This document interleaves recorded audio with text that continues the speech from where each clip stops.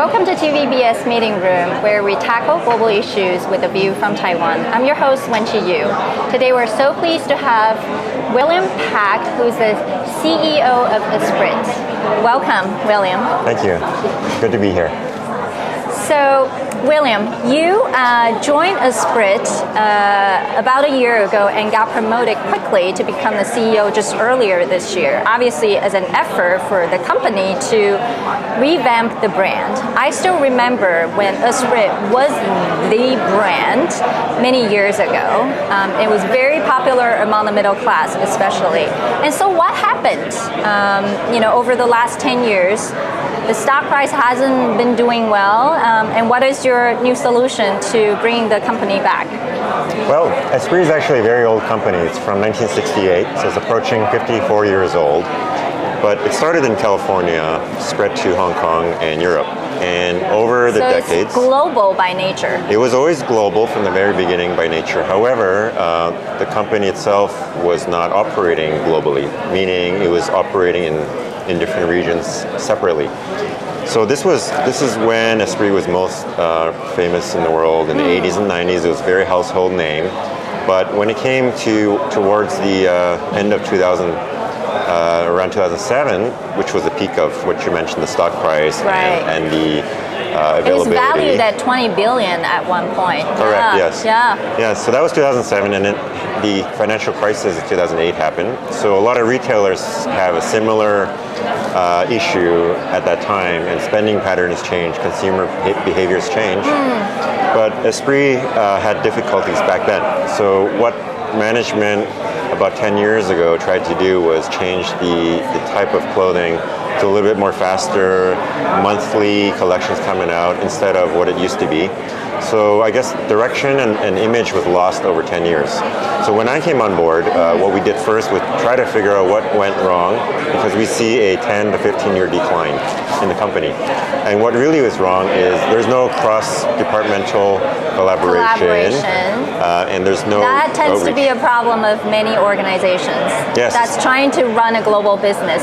Yeah. Exactly. So instead of trying to go horizontally, everyone's working in silos. Yeah. So then it's not very efficient. But with a global corporation and with the internet these days, you got to really have connection across the world.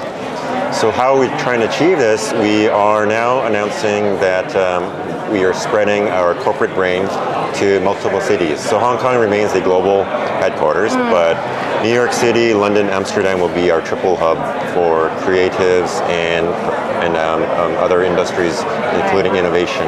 Right. So this is something very interesting for us. So it sounds like you're trying to build a more global culture for the organization so it can actually sell to more markets. However, I would say in a more fragmented world, especially right now, we're seeing a lot more risks, right? That is not conducive to globalization, let's just put it this way. Whether it's capital flow or financials, there are a lot of potential risks. So how do you manage those risks? Yes, so as opposed to a lot of retailers where global headquarters is one place, by having our multi-hub strategy, we're able to access different talent pools in different regions, whether it's New York or London, Amsterdam, Hong Kong. It has its own benefits. So what we have is a key city strategy. So instead of just opening stores everywhere for customers to come to, we are opening our offices in these key locations so that we have access to each talent pool, whether it's from design or production or supply side. So this is some benefit that we have. Are you guys selling in Taiwan now, or will you re-enter Taiwan? Yes, so earlier this year we opened the e-commerce shop in Taiwan, esprit.tw, and this one actually is one of the first 3 that we opened outside of Europe, and in over 10 years, it's the first time we're expanding. Yeah, okay, that's wonderful. So the other question is about fast fashion. We have to address that because we've seen how the clothing industry has changed dramatically over the last 5 years in particular. So you have a giant like Shein that's pretty much taking over the youngsters. How is Esprit going to compete in that market or not? Is that your market? That is definitely not our market. I mentioned about 10 years ago, the management tried to have faster production cycle, faster Trying collections. to be a fast fashion company. I believe so, yeah. but Esprit at the core is not. So what we did was went back into the archives. It's a very old vault of all of what made Esprit what it is today in the very beginning. And it's more about the quality, it's about the connection to the brand, joy and happiness. Right. And this is what we're going to have as part of our revamp. So instead of that, it's more about quality, reusability, sustainability, and we're going to start with a 4-season campaign. So fall, winter, spring, summer. And this is starting right now, and you can see this. It'll be much more longer lasting, upcycling of clothing, finer details. Yeah. So why are you here at Milken? Are you trying to convince the investors that it's going to be a different company? Well, as a part of our relaunch, I find it very important to engage with the financial community, engage with the sourcing, production, logistics.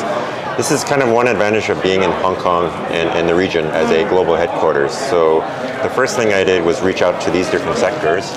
And I think this is important to communicate because when Esprit left Asia, they moved to Europe.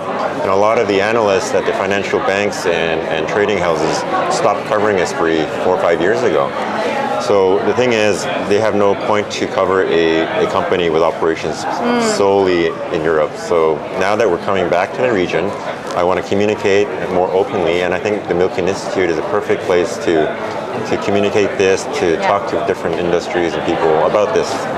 And the media too. Yes. Yeah. Yes, I started that earlier this year, so it's also very important. Yeah. So you have lots of challenges ahead of you, and I can see that you're trying very hard. So best luck and best wishes to you. Hope to see more brands reopening in Taiwan. They used to be everywhere in Taiwan. Yeah. Yes, we'll be there soon again in physical format as well. Sounds good. Yes. Thank you very much. Thank you for your time. Thank you.